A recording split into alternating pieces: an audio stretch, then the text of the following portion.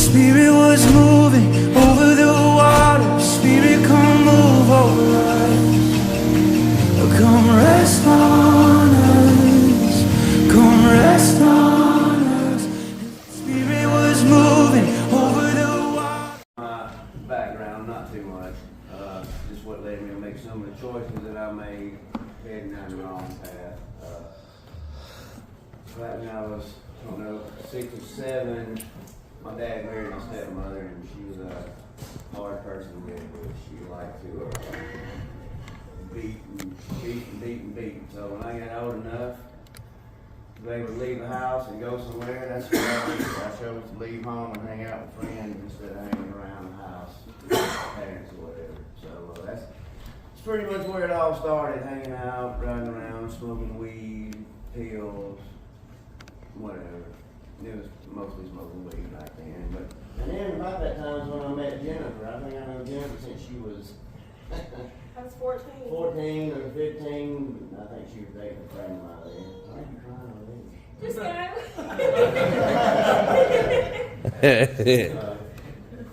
Anyhow, I was best friends with the dude that she was with at that time. And so, yeah, I knew her. We all hung out and got messed up and all that stuff. And I don't know, no. I did straighten up for a little while because I went to the Navy after I moved to Green County. I straightened up, went to the Navy for a little while, came back, but we done pretty good for a while. Me and her were, where did we do that? We were going to the methadone clinic. Yeah, we were going to the methadone clinic in Tuscaloosa. So we were sober. Amen. We were legal. We weren't. So let me break that. I was so sober as you can get. He wasn't legal. He still was selling wine, so we came to play. I like to get them oxycontins, shoot oxycontin and all that stuff. So that's what started me going to the methadone clinic, because I think she might have enough of it. Yeah. So anyhow, we were doing pretty good going to the methadone clinic. I mean, we were still taking stuff, but we were legal. And then we made the bad decision to move back to Jasper, Alabama. Shoot! Take over from there. That'll do it. Amen. Yeah. Hallelujah. Yeah. It is always. No, she's not gonna do all of it. This is still our story. I'm gonna help her out some. That's just.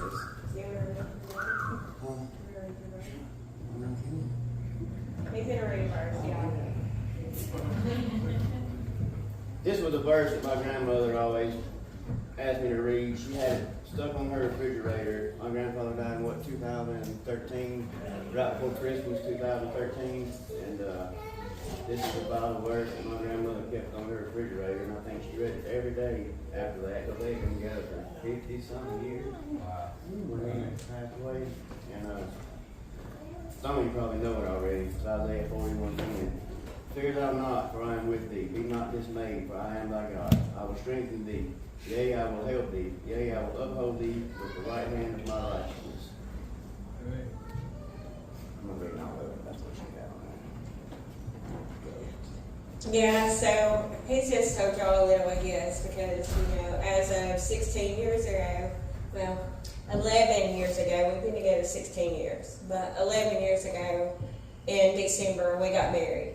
So our testimony no longer was my testimony, and it's our testimony. That's right.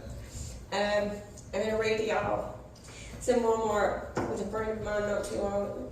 It's been a little over a year ago. She handed me a book. She said, find something that sticks out to you, just open it and read it. And this was a verse that I read, and it hit me. I might get through it, and I might not without crying, because it resonates with me so much. You want to read it?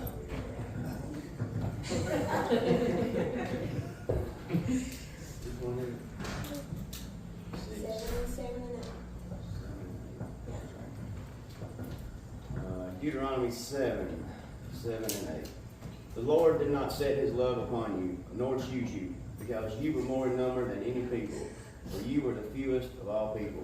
But because the Lord loved you, and because he would keep the oath which he had sworn unto your fathers, hath the Lord brought you out with a mighty hand and redeemed you out of the house of bondmen from the hand of the Pharaoh king of Egypt. I know that verse is talking to the Israelites when they were in bondage in Egypt, but we've all been in bondage. Amen. You know, God has had to set us free from it. And I know my daddy prayed for me. So, I had a normal childhood like everybody else. You know, my parents separated when I was 6. I got molested when I was a kid. Other than that, I had an okay childhood. I was scared to death of my daddy. For whatever reason, I just had the biggest fear of him when I was little. When I was about 12, I started smoking weed with my sister and friends of ours. By 13, I was taking pills. Drinking. 14, smoking weed, drinking, and started meth. First person I ever done meth with was him and my ex.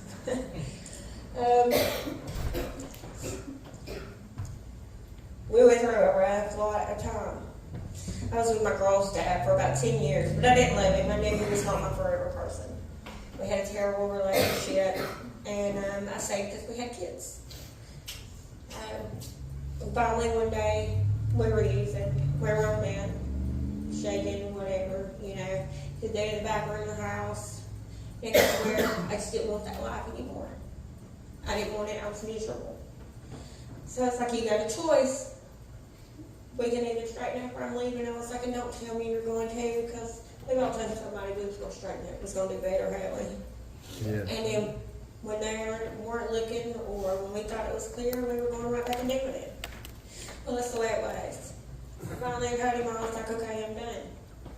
I'm done. I'm moving out. And I was like, we're going to spend, because it was right at my kids' birthdays. So I was like, we're going to spend this birthday with Hannah. We're going to spend Thanksgiving and Christmas, and Sky's birthday's in January. So from October to January, they gave me enough time to save money and get out on my feet with my kids. Well, Thanksgiving comes around, and he comes and visits. We were sleeping in separate rooms already at that point. You know, you get kind of bored. You're young. Amen. You still, you know, I mean, that's what happened. So, we were on pills too, you know, we were doing stuff we weren't supposed to be doing. Anyway, him and I got together. So I left earlier than I intended. Amen. But, it's the best decision I had made. Has our relationship always been great? No. It has taken a lot of time, a lot of learning, a lot of patience, and a lot of growing. A lot of me having to learn how I expect him to react to stuff is not the way he's going to react. We need to learn. Well, like he said a minute ago, we were clean for about 7 years. We were on methadone. We were doing good. We were going to church even. I mean, we lived in a small town past Tuscaloosa called Moundville. And loved the people that lived around us. They were really good people, you know. Our kids were in sports. I mean, we had a pretty good life. Our life wasn't right still. There was still something missing. You're still searching for it. I was still messing up on the side, too. Yeah. Yeah, so that kind of makes it hard, too. And I decided I wanted to come off the methadone, and he went to jail. And so I was like, okay, you know, the methadone withdrawals ain't what it's about. Anybody ever had them? They're miserable. Miserable. They suck. They will have you in bed. They will have you sick. It's a bad thing. So what do? I'm from Walker County. My sister is on drugs. My aunt's on drugs. My mama was on drugs. If they were in my family, except for my daddy, they were on drugs. My daddy was a preacher. Yeah. So, Her daddy wasn't always a preacher. no, he wasn't always a preacher. When I was younger, he went through a little spill of drinking and stuff, and then he got right with the Lord. He became a preacher. He was a non-denominational Pentecostal preacher. He had a joy for the Lord that you cannot imagine.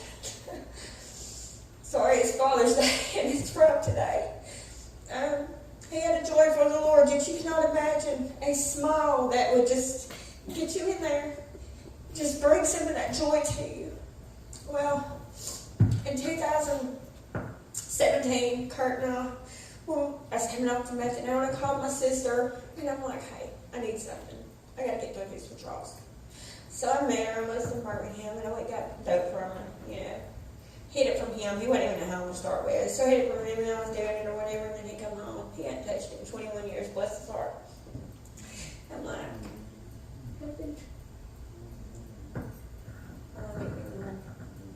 well, it had been since he was 22. So, okay. Well, so 2017, it was since 2001, he hadn't touched it. So I'm like, finally I was debating on it, you know, because you sit there and you get high by yourself. It's kind of boring. Then you got to hide it too on top of that. It's like, well, let me drag this joker in. I love him. If we do everything together, might as well do this together. So that's what I did. But drug him right back in there with me. Started out, we were just doing it, little whatever. We'd go get it. Well, we both lost drugs. So we were doing it more, back and forth, doing it more. Then I got to shooting it. Hiding it from him, not telling him. Then I drug him into that too. Yeah.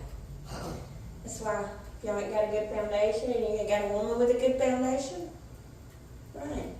Because we're going to drag you in it. Amen. Yeah. I mean, same for y'all men, but we're going to drag you in it. She didn't have to drag very hard. Amen. You see that? You see what I'm saying? We have that predisposition. We've been there. We've done that. It's easy for us to get pulled back in by somebody you care about. Yeah, really, real easy. Yeah. So, 2017 now, my dad's heart stopped for 20 minutes. He stayed at the hospital. We just fell back into it as far as meth. His heart stopped for 20 minutes. And God sent him back. And we asked him, we were like, Kurt was like, ask him. I was like, I don't want to ask him. Kurt's like, I'll ask him. He's like, Mike, what'd you say? What did you see? But then he's like, he said, I came into this field. He said, it was the most beautiful field you've ever seen. He said, there was flowers as far as the eye could see. He's like, but the colors are not the colors that we have here. They're brighter. Everything's better. It's more beautiful. He's like, and my brother was there. Well, my uncle was a paraplegic. He died of cancer that had spread throughout his whole body when I was 3. And his brother met him there. And he told him he couldn't stay. And my daddy was heartbroken. He was so sad to have to come back, not because he had to come back to us, because he loved us. He was heartbroken to have to come back. He said, because the peace and the love that you feel there, you cannot describe it. He said, it's nothing like you'll ever feel here. Not the love you've got for your kids, not the love you have for your parents, not the love you have for somebody you're with. You're not ever going to find that here. But he had to come back because they told him there was something he had to do. Like, okay. They told us we had 6 months with my dad after that. It was hard to swallow. 6 months came around. He was on hospice. About 3 months. After 3 months, hospice was like, look, it ain't doing us no good to be here because you don't need us. 6 months running around. He's still doing good. We almost lose our kids. We did lose our kids. They came and they took our kids because we weren't doing like we needed to do. Matter of fact, my daughter went to DHR on us because that's how bad we have allowed our lives to get. That she felt like she needed to go seek and find help for her and her brother and her sister. So even though you think you're hiding it, you're doing it in the back, and nobody's noticing it, you're not hurting them. You are. Just remember that. So they came and they took our kids. And they wouldn't let my mom take them, which my mama didn't need them. She was there though too. And the only person I had to call was my daddy. And my daddy come in and got them. My dad had my kids the last 6 months of his life. My dad lived 2 years. I told y'all it was 6 months after. No, it was 6 months after. I'm sorry. My dad had my kids the last 6 months of his life. So it was a little over a year after we had fell back in our mess and after my dad's heart stopped. He lived almost exactly 2 years. He had my kids the last 6 months of his life. And he tried and he prayed for us. And I remember Kurt being in jail one time and him coming and taking me up there so I could see him. And we sat in the truck and my daddy was trying his best to pray for me and pray whatever was holding me to let me loose. And I remember sitting there and watching him, and it's like it was me, but I wasn't in my own body. Like I knew what he was doing, but it's just like I wasn't there. It's like I was hearing him and I was seeing him, and I'm just looking at him like, what are you doing? They took my kids, and I lost my mind. I heard voices. I was seeing stuff. It was bad. That broke me on a level that other things could never have broken me. Kurt tried one night, I remember, we were staying in a little apartment downstairs. Dude that I got to where I was cooking and cleaning for us, the only way we had a place to stay. We were staying downstairs, and I was down there and we just got high. And I'm sitting there and I'm hearing my kids hollering for me and screaming for me to get out of the mess that we got ourselves into. And I went outside and I saw a vehicle over there and I could see my kids in it. And then I could see them in a building over there. It's just like they were tied down, they were being held there, and they were screaming and they were fighting for us. But I wasn't doing what I needed to do. And that night, I went into the back of the bar that was next door to us because, you know, the bar was loud and you got women in there hollering and we could hear it. I thought that was my kids. I went in the back of that bar with a knife. It just so happened the manager in that bar was a girl I grew up with. And she calmed me down. She got me to go out and she sent me home without calling the law on me. But it didn't end there because I still went in my mind, you know. Fight with him and him trying to just get me to come home and lay down. Just come home and lay down. And I wouldn't. So I ended up spending the weekend in jail that weekend because I went to the jail and I pushed the button on it. That's how bad out of my mind I was. I went to the jail and pushed the button on it. And they locked me in a chair all weekend. Let me hug myself. Yeah. I didn't even know where I was. Didn't know where I was. So my dad, though, the night my kids left my dad's house, my dad came over and he knocked on the door and he said, "Baby," he said, "I did what I had to do. Now I'm going home. And I want you to know that I love you. And things aren't always going to be this way." I'm like, "Daddy, I love you. I'll see you tomorrow." He's like, "No, baby, I'm going home." We shut the door. I don't think anything about it because I'm still not in my mind. I'm still out there. And the next day, that morning, my dad went hunting. He went hunting in the field. He called my aunt when he was coming out of the field. And he told her about this beautiful buck he'd seen. He's like, "It's the biggest buck I ever saw in my life." He said, "But I didn't shoot it because I can't take it with me."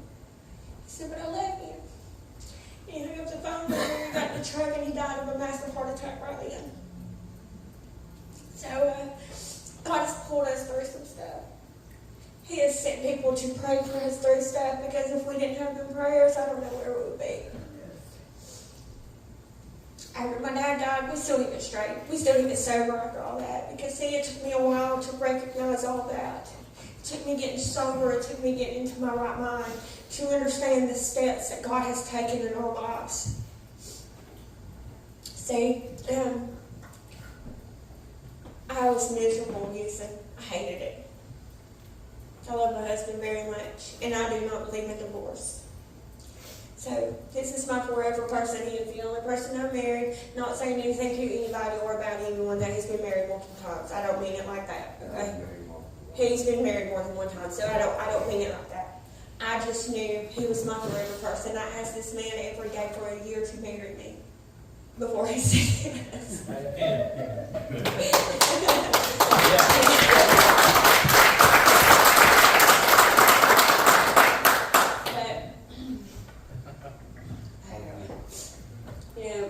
God has done so many steps in our life, but we didn't get get sober right after my dad passed. We still didn't get sober. I was fighting that day. I met DA. We met DA in our mess. Well, Daniel. Sorry to both of y'all. Yeah, we met Daniel in our mess. So, I mean, we didn't get sober for a while after that. My dad died in December of 2018. Well, we had a new life in August of 2019. See, during that time we were still using, still going back and forth. How I was buying and selling, you know, I wasn't just using it. But I would go and I'm buying it, buy a ball, whatever, get it, go to use it, and then I couldn't stand myself and I'd flush it. And tell you how many times we had a fight over that. Yeah. Go buy it, go to use it, and then I'm like, what am I doing? I don't want this. I knew my mind was twisted. I knew my thoughts were not of myself. I knew what I was thinking was not right. But I flushed it. Then what I did, what have I done? What have I done? And I'm like, one more time. Do this one more time. Well, we knew we were not going to get sober. We were not going to get good. We were not going to be okay where we were. Nothing was going to change. We knew we had to get out of there, but you got no money, you ain't got no way. The only thing we had was that motorcycle. A motorcycle outside. That is the only thing we had, and a little bit of clothes. Well, I had a 401k from the hospital that I worked at. And I cashed it out. Because we had planned on taking that motorcycle, a bag of clothes apiece, and we were leaving. Didn't know where we were going. We knew God had us there. We didn't fully understand the concept of knowing that. We just knew God had us. We got a hotel room that night. We got a hotel room because we didn't have anywhere to stay. We were staying in somebody's garage, sleeping on the concrete floor. So we got a hotel room that night. We was like, yes, we're gonna get high one more time too, though. Okay. Stupid me. Calls the police. Cause seen a thing on Facebook my mom had posted. Like I said, my mom was getting high. I wasn't doing right either. And I swear her boyfriend that she was dating, the video, he was in the room with her and he had a gun in his hand, and then the video went black and I couldn't get my mom on the phone. So I had to come home. I called them. They went and kicked her door, and then they were not happy with me. So they come to the hotel where we're at. We were already leaving the hotel. We were under the awning out front. We were putting our helmets on. We were loading up to leave Walker County. No idea where we were going. No idea what we were going to do, but we just knew we had to leave. They pull up and they arrest us. I spent 36 days in jail. 36 days. Because I cussed the judge out. Because I was leaving. That was our plan. And you were ruining it. You're making us stay here. And I just knew when I got out, we weren't going to have a way. We were going to be there. And nothing was going to get better. Well, when I was in there, I read the Bible. I couldn't stand population very well. I have a mouth. And I don't deal well with other people trying to tell me what to do. And if you've ever been in jail with a bunch of women, if y'all been in jail, you know, there's the ones that think they leave them alone. Yeah, I don't play that. So I didn't do well. I didn't do well at all. I went in the dorm room. Well, they pulled me out, put me down and booked it for a little bit because I didn't do well in there. So they waited 2 or 3 days and they moved me back upstairs to another dorm. I was in one dorm for 1 day, the other dorm for 2 days. Was in it for 2 days and I got in a fight with a little girl. Just ready to turn the other cheek. I let her hit me twice, and that third time I was like, okay, Lord, I did the twice thing. We ain't turning another one, so I got put back down and book it again. Then I got moved to medical so I could be by myself. Well, they brought a lady in on a Friday night. Of course, you know, they can't go to court till Monday morning. Brought a little lady in, she's 70-something years old. She's Jerry's cousin. She goes to a little church over here in Eldridge. And the police had come to her house to kick her door in, looking for her son, and she told him he wasn't there. Lady never been in trouble a day in her life, y'all. Never been in trouble a day in her life. She had to spend the weekend in jail. Well, my uncle's ex-wife was a jailer. So she's like, we're going to put her in there with her. So they put her in there with me. We got to talking, and I was telling her a little bit about our life and what we were struggling with and that we were trying to leave. Well, she told us about the church. She told us about New Life. She told us about Jerry and Hope and how the music store, you know, was affiliated with them. And I'm like, okay. So I'm gonna try. I'm gonna try. Because I had already been to 2 other rehabs. Got kicked out before I even got there. I mean, never was successfully in one, you know what I'm saying? Got accepted to one, didn't even get there, got there, and they're like, nope, you can't stay, you gotta go. Both times I tried to go without him. It's not what the Lord meant for. So, we got out of jail, I got out of jail, been out of jail about a week, was using during that time. We were fighting like crazy that day. I had walked, my mom lived over in the apartments by the music store in Jasper. And we were walking back, and it started pouring rain. He had left me, we were fighting, like I said, I was still crazy. It was bad. So he left me, and I was walking past the music store, and I'm like, okay, we'll go in here. Well, I went in there, and Hope was in there. And if Hope had not been in there that day, we wouldn't be here. Because Sonny, Jamie, all them, they didn't want us there. But I told how we were married. Yeah. Yeah. But Hope let us come, because I was honest with her. I told her, I was like, it's like I tried to go places. So I was like, we need something. We need somewhere. We've got to get back on our feet. I was like, we can't stay here. I was like, but he's not going to go anywhere. I can't go. And I can't leave him because I drug him into this mess. So Hope let us come. You know, she pulled her card and she's like, I'm over this. They're coming.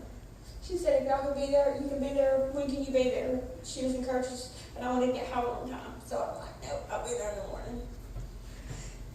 Well, went home. We talked about it or whatever. Got ready. Well, we didn't have a ride out here. All we had was the motorcycle, but I had it put up because we were in a mess and I knew it would get stolen, just to be honest. I knew it would be gone and we wouldn't have it. So we were walking to where it was and we were going to get it. Bad tire, no. We were fixing to drive it all the way up here. We were getting up here. My ex-boyfriend, he brought us. We come up here, we didn't know we was coming to a church. Nope, did not know we was coming to a church. Pulled up and I'm like, Go back, you want to go. I want to go back. yep, yeah, we didn't want to stay. No, as soon as we saw this church, it was like, oh Lord, no. Well, we went in anyway. For the first month, I was stressed so bad that I was going to come down to the church or for a class, and he was going to be gone. And after that first month, when he was still there, you know, he was still there with me, because I was focusing on the Lord and my sobriety and moving forward or whatever, but that was also a lot of my focus was him, my other half. You know, was he still going to be there? Am I going to get up here today and he's going to be gone? Because I told him, if we don't do this together, we don't do this together. I was like, but I'm not leaving. I've got to do this. I've got to do this for my kids. I've got to do this for me. I'm miserable. I can't do it anymore. I'm like, I don't want to leave you. I don't want to be done with you. I was like, but if you choose to leave, you choose to leave on your own. So we stayed. And we were at New Life for 2 months. We didn't graduate. So, we didn't. It's hard to be in there and be a married couple. Because you see them, you can't talk to them. Amen. Our rules were the same as everybody else's rules. Can't talk to them. Now, after our 30 days, we could visit on Sunday or whatever, but that's still really hard. Somebody you've been with day in and day out, or, you know, your other half, that person you are with, you can see them, but you can't talk to them. It's hard. Yeah. So, it lasted about 2 months doing that, and, you know, I still was coming out of a mess, and like I said, when I tell y'all I have a bad attitude and a mouth when I'm using, you have no idea what I mean. It's bad. It's bad. So, I was still working through that. And then Charlotte set me off, and I was like, oh, I love Charlotte, so I don't mean anything like that. I love Charlotte, I love Charlotte, I love Charlotte. Charlotte, you know, Charlotte is Charlotte. So, but she just hit me wrong that day. And I was like, okay, I'm done. We're leaving. We left. But after we left, every single day, whether it was raining, it was snowing, it did not matter. We were at that church on that motorcycle. Yeah. It didn't matter to us. We had to be there. Amen. There was days where I didn't want to go. And he's like, no, we're going. We're going. There was days. Day I didn't want to go. She didn't know where to go. Yeah. So we pulled each other, we just pulled each other. We had our accountability and we made sure we used it. We weren't letting us get back into that. Amen. Well, we were there 2 months. We had to leave. Got in here with Charlotte. We needed to get a place. We were trying to get our kids back. We were supposed to be going to court and everything. Well, called the courthouse, called the lawyers. Because we were supposed to go to court.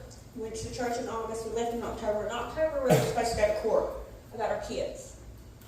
Well, they had nothing registered for us to go to court. No date, no nothing. It wasn't even in there. It's like it just disappeared.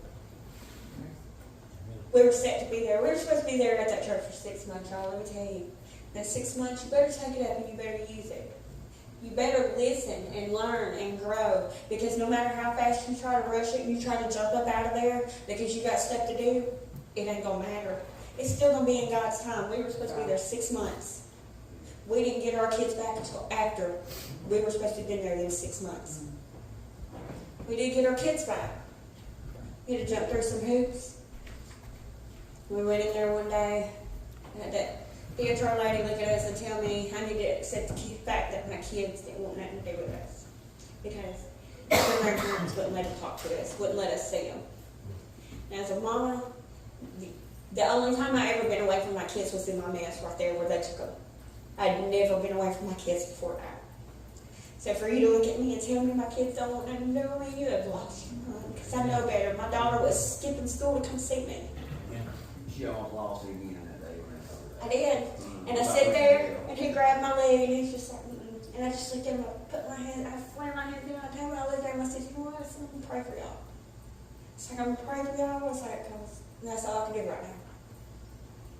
But we ended up, we got our kids back. Right before we got our kids back, we've been out of church. We was there for 2 months. It's been about a month. And Brother Daryl, y'all have a gentleman that comes here and has preached. A black man, he wears a robe. Yeah, Brother Chris Taylor. Okay. Yeah. When he comes back, I want to see him. I'm waiting on him. He texted me this morning, but he ain't give me no dates yet. You let me know. I will. We came. We've been out of church or whatever. Like I said, we were still coming to classes. We came and we said about right there where Richard's at, I think it was, or right behind Richard. Okay. And we're sitting there and we're listening to him. He's awesome. Yeah. Yes, he's a good preacher. He is a prophet. He and is he on is real. point. Yes, He is real. Okay. We sat right there and we Keep listened. running in sight, I'll tell you Sorry. So we sit right there and he preached and it was almost the end of it. And he stopped right before the end of it and he walked up to us in front of us and he stood there and he looked at us and he said, God's showing me something. He said, he's showing me what looks like a daycare. He said, and there's not enough workers for all the kids. He wants to know he hasn't forgotten. He says,